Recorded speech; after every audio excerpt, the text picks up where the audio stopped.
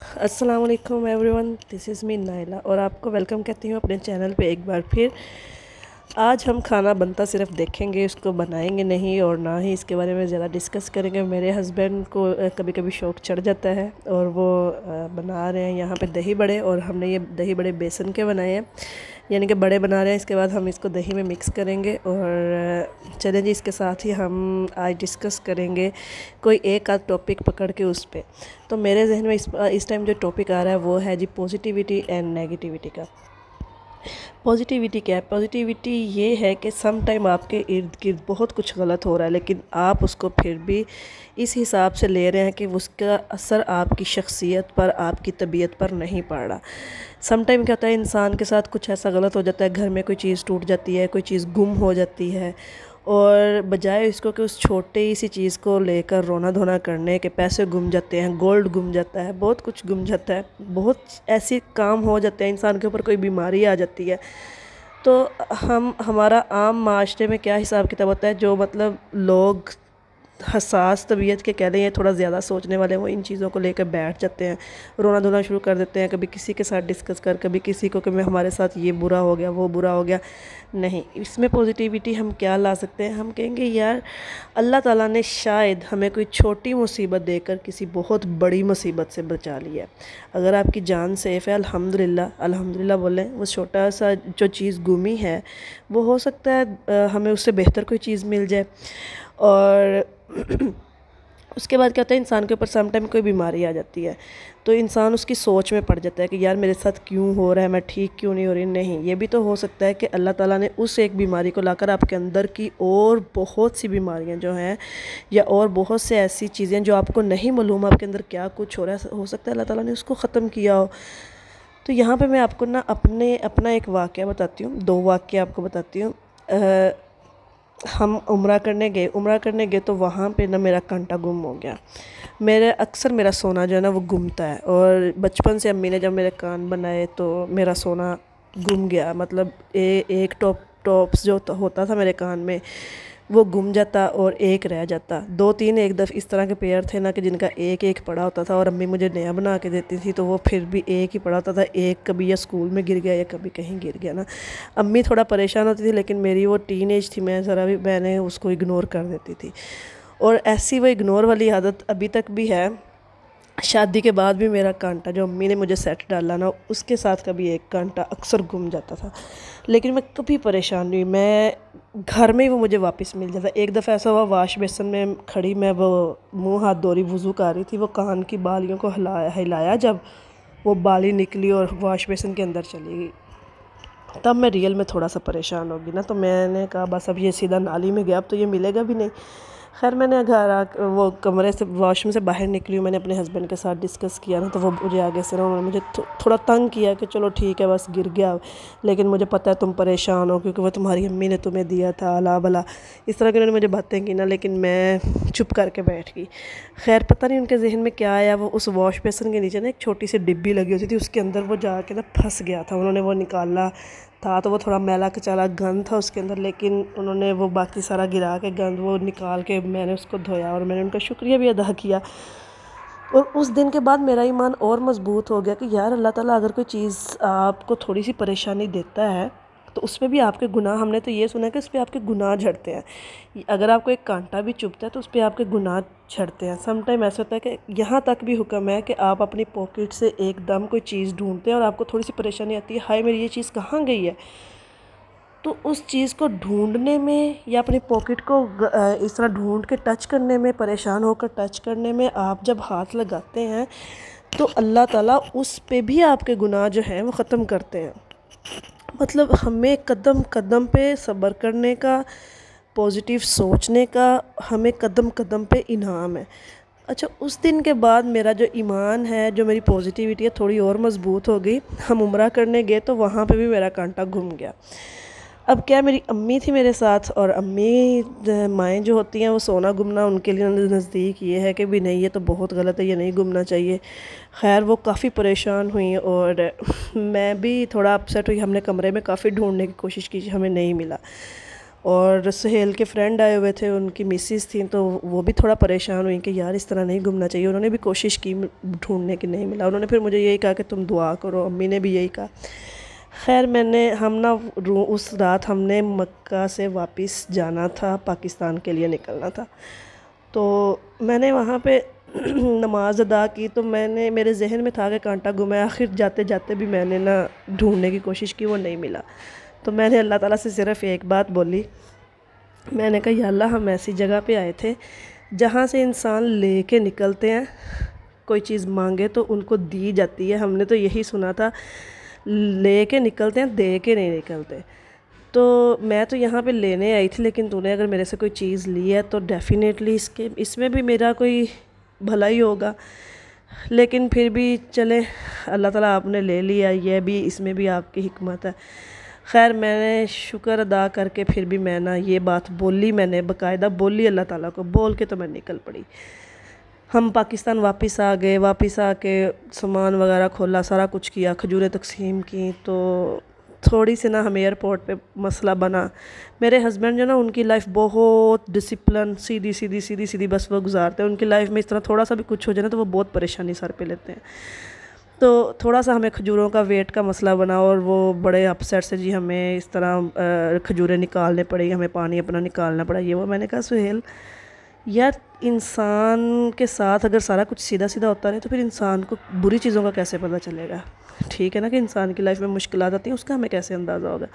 मैंने कहा मेरा सोना गुम गया है, मेरी अम्मी की तरफ से दिया गया वो सेट था, मैंने उसकी टेंशन नहीं ली और आप इन चीज़ों की टेंशन ले रहे हैं कि उन्होंने हमें निकाल के, हम फिर भी हाथ में पकड़ के उनको वापस ले आए हैं ना, हम पाकिस्तान तक पहुँच गए हैं, तो फिर आपको इस चीज़ की क्या टेंशन है? तो वो ना आगे से मुझे कहते हैं, अच्छा हाँ ये भी गल है, तेरा सोना गुम है, चल ओ दराज खोल। वो सामने शीशे के ऊपर ना, पता नहीं टिश्यू में था या क्या था, वो खोल और उसके अंदर चेक करके आया। मैंने वो खोला तो वो मेरा कांटा था सोने का। And I was really surprised कि मैं तो बस वहाँ पे इसको दे आई थी, लेकिन अल्लाह ताला ने मुझे वो चीज़ वापस करनी थी।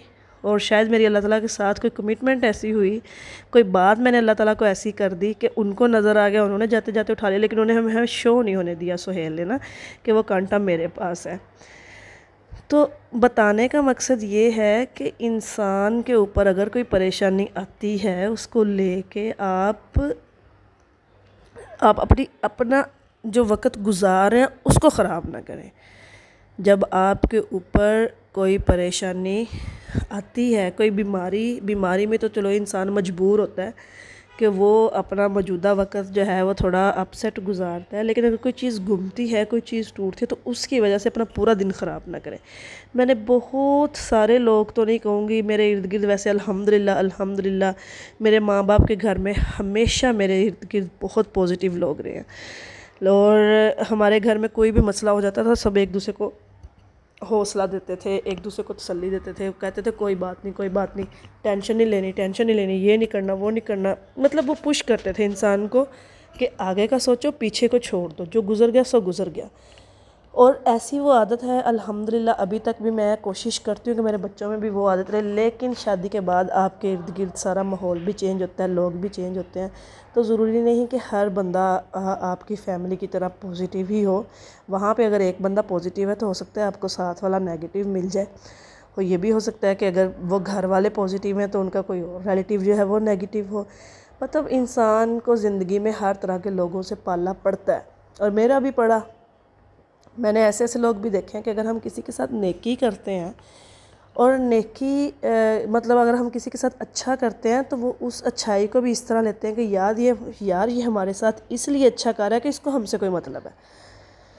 तो फिर इसमें आपकी पॉजिटिविटी ये है कि या तो आप ख़ुद को इतना मजबूत कर लें कि भाई हमने इसके साथ नेकी करनी ही करनी है, ठीक है, कि मतलब हमने सिर्फ क्योंकि हम अल्लाह ताला की खातिर कर रहे हैं, हम किसी मकसद के लिए या इससे कोई फ़ायदे के लिए नहीं कर रहे हैं।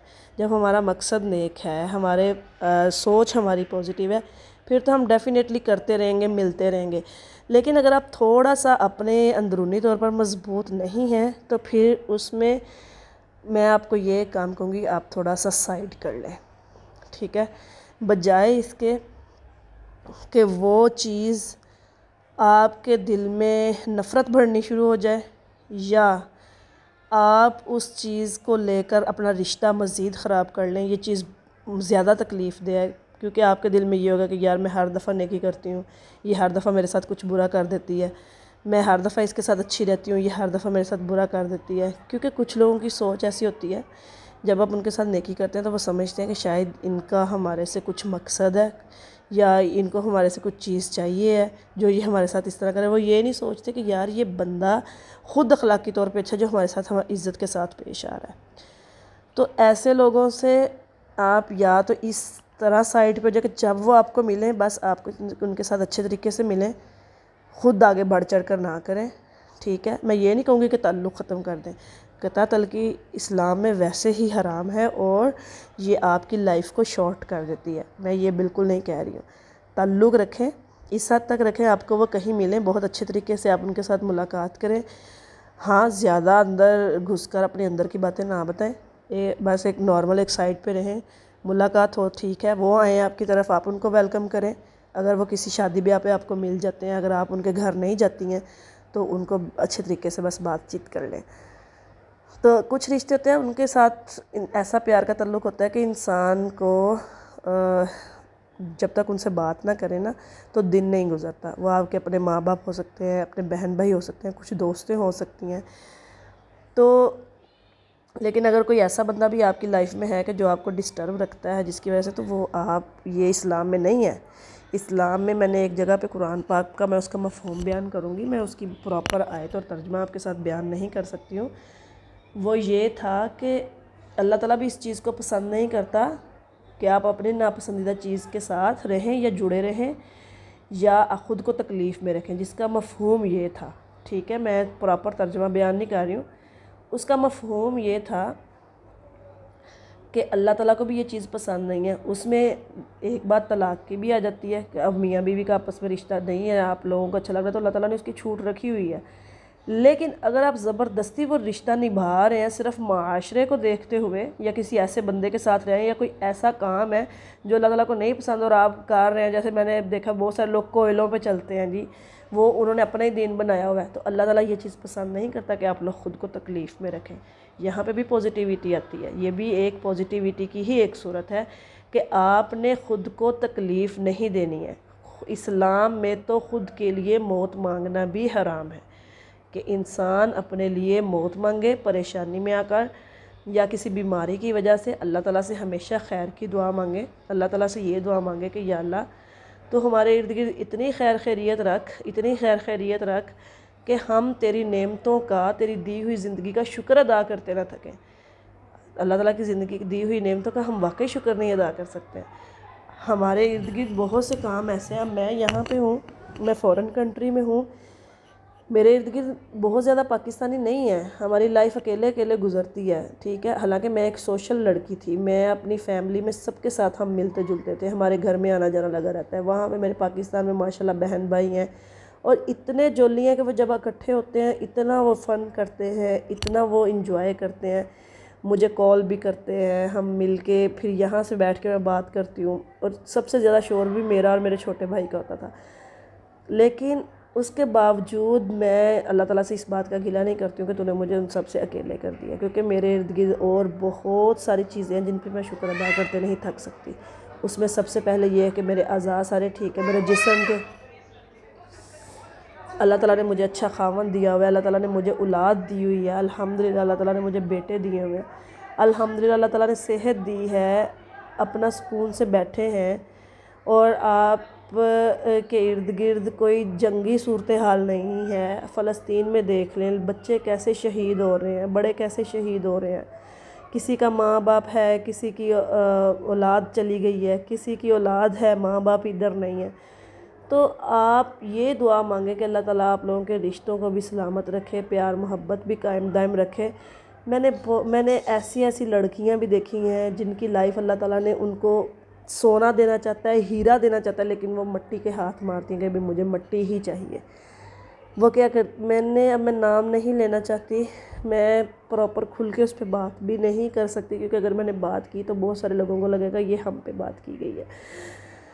तो मैं आपको सिर्फ ये कहूँगी कि अपने रिश्तों को पॉजिटिव तरीके से लेके चलें। अगर हस्बैंड आपको कुछ कह देता है तो उस चीज़ को पॉजिटिव लें।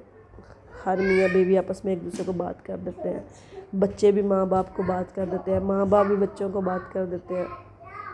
अपने दिमागों को पॉजिटिव रखें, अपनी सोच को पॉजिटिव रखें। अगर आपकी सोच पॉजिटिव है तो आप इस दुनिया को इस तरीके से, इस अंदाज से देखेंगे कि ऐसे लगेगा जैसे आप वाकई ऊंचाई पे जा रहे हैं, तरक्की पे जा रहे हैं। आपको फ़ील होगा कि आप ऊंचाई पे हैं और आप नीचे सब चीज़ें देख सकते हैं। लेकिन अगर आप नीचे से ही ऊपर चढ़ने की कोशिश नहीं करोगे, मतलब एक चीज़ में आप स्टक हो गए, बस उसी में फंसे, उसी को सोची जा रहे हो, मेरे साथ ये क्यों हुआ, मेरे साथ ये क्यों हुआ, पिछली बात, बस मेरे साथ ये क्यों हुआ, तो फिर आप वहीं पे बैठ जाओगे, फिर आप ऊपर को नहीं चढ़ेंगे। फिर आपको अपने नीचे देखने के लिए भी कुछ नज़र नहीं आएगा और ऊपर देखने के लिए भी जब चढ़ ही नहीं सकोगे तो फिर सिर्फ देखने का फ़ायदा। तो वो बने कि आप ख़ुद ऊंचाई पे जाएं, और आप वो ना बने कि आप वहीं पे नीचे बैठे और लोग आपको ऊपर से चढ़ के नीचे देखें। पॉजिटिव रहें, नेगेटिविटी को अपने दिमाग में जगह ना दें। यही आपके लिए भी बेहतर है, आपकी औलाद के लिए भी बेहतर है और आपके फैमिली के लिए, सबके लिए बेहतर है। इसके साथ ही मुझे इजाज़त दीजिए। अल्लाह हाफिज़।